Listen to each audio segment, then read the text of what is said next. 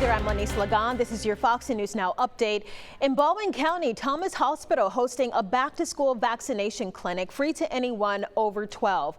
With students headed back to class next week, medical professionals have been voicing concern over how susceptible the student population might be to the Delta variant.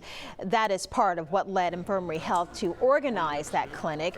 It wasn't just for students, however. Some parents and other adults taking advantage of the opportunity for protection.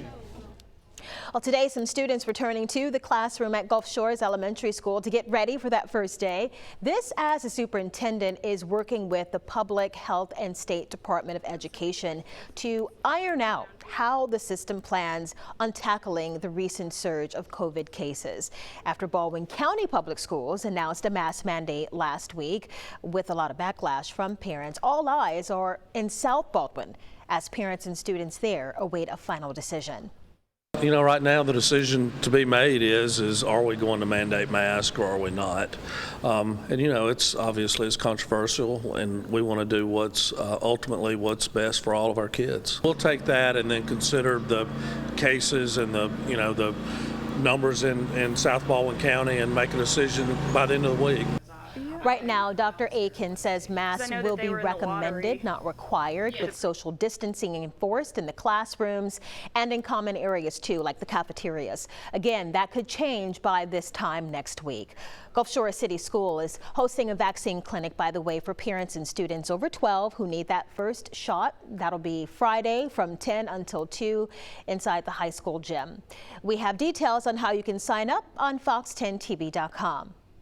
And if you had plans to go to the Eastern Shore Center's Friday Art Walk this week, it has been canceled out of an abundance of caution. Organizers say they feel it's in the best interest of the community not to host a community-wide free event that attracts hundreds of people.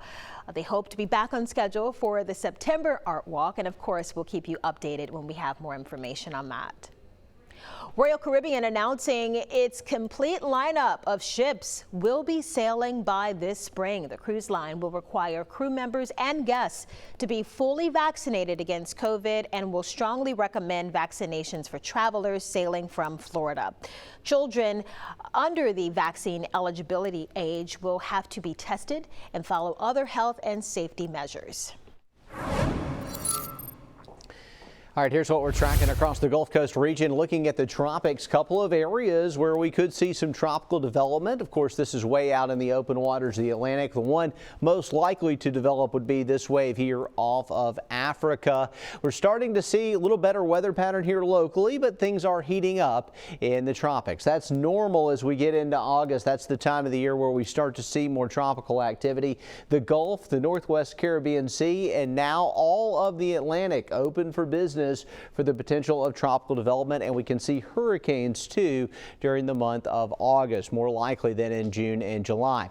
Looking at our 24-hour temperature trend, again, the overnight lows tonight in the mid to lower 70s. Still humid, but maybe a touch better than where we were last week when we were in that heat wave. Back up into the low 90s tomorrow. Here are your rain chances, isolated chances on Thursday. Friday and Saturday, we get back to scattered showers and thunderstorms for the end of the week and into the weekend. Thanks for joining us here on Fox 10.